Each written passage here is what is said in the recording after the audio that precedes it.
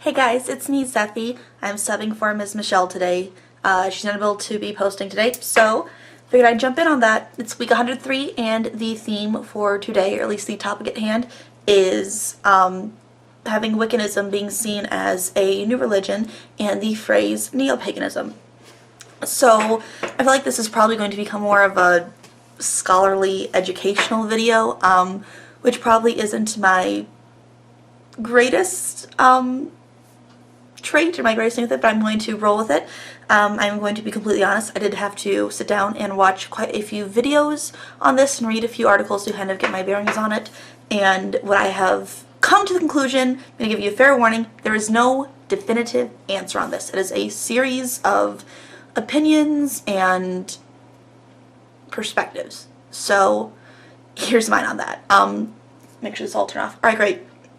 So I feel like it's important now to start and look at the phrase paganism itself, which really means any religion that is, or spirituality path, road to heaven or hell, whatever you want to call it, that is not Abrahamic in nature. So that is basically any religion that is not Islamic, Christian, or Judaic within their nature, which is really weird. Usually definitions mean, you know, what something actually is, but in this case it is what it is not.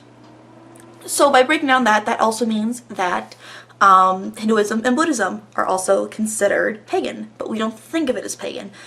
A lot of people traditionally will think of paganism as something that is Celtic, Druid, witchy people running around either completely sky-clad or in robes, waving wands, burning incense, hexing, and doing all sorts of stuff, which is not anywhere near what most paganism is.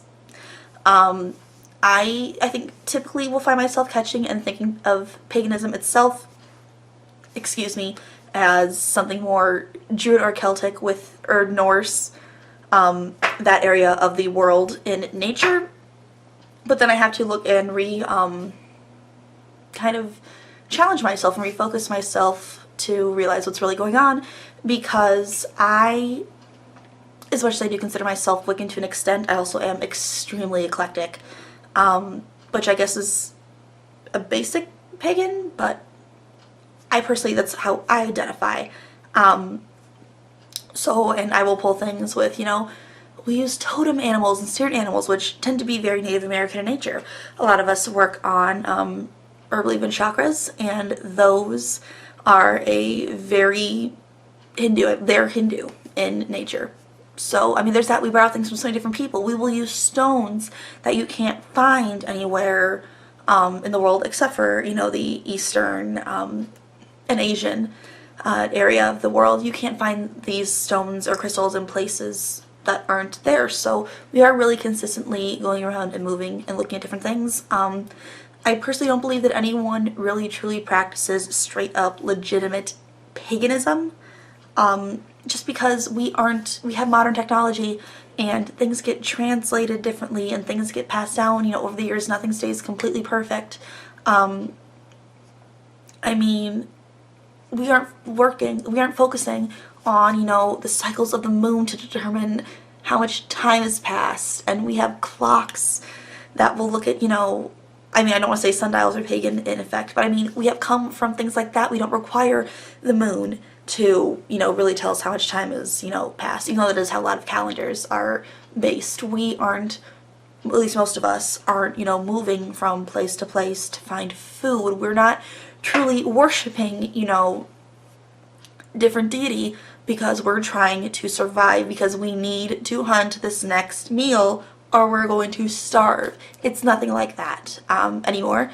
But at the same time, I really do see that a lot of people don't like the phrase neo-paganism, neo meaning new, because they feel that it takes away value from their beliefs, that it takes away, oh, well, you're something new, you're not real, you're a copycat, you're not, you know, the purest.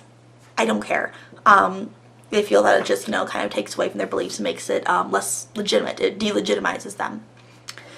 So then we get into Wicca itself, which is under the, you know, pagan umbrella term. Paganism or specifically Wicca, should I say, did become more of a thing when you look into the late 40s, early 50s over in England, and starts coming over to the States around the 60s. So that's totally a thing. It is new. There are different traditions within, you know, paganism, which are very similar to the different denominations of Christianity. So you have all these different things of that sort that really then do make not just Wicca, but different kinds of Wicca their own special thing. I do find that a lot of paganism itself does not have a lot of super organized hierarchy, or they do, but it's very localized, whereas Wicca is a huge deal. Wicca is a big thing. It is an official name for a belief, and it is, I think people like the word and they're drawn to it because it is a community. It is something that you can identify with. Paganism is so many different crazy things. Wicca, when you get to specific traditions, it is a way to kind of compartmentalize your beliefs and be able to use that as a way to relate to other people. I personally do not find comfort in that. I am very solitary. I am self-initiated, which is a controversy in itself because some people do not believe in self-initiation or, you know, being solitary, that you have to be initiated within this big, giant, grand ritual, year and a day with a coven. It's not my thing. I believe that you can do it without any of that. So some people won't look at that as legitimate. But I mean, I don't need the title personally. I don't need a word. I don't need a phrase. I do find that those kind of things happen to be more either for, really for other people. You are what you are. I look at it's the same way as sexuality. You don't always need, or gender expression, sexuality, things of that sort. You don't always need a word for it. What matters is who you are as yourself and how you take things. But at the end of the day, it does kind of help a little bit, you know, when it comes to being able to relate to other people and to find other people. But at the end of the day, it really does not matter.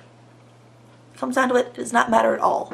We as a society like to have ways to label things just to identify them quick, but it don't matter. It really does not matter. So, I don't know, maybe I have a very different view on this just because I don't give a damn. I really don't.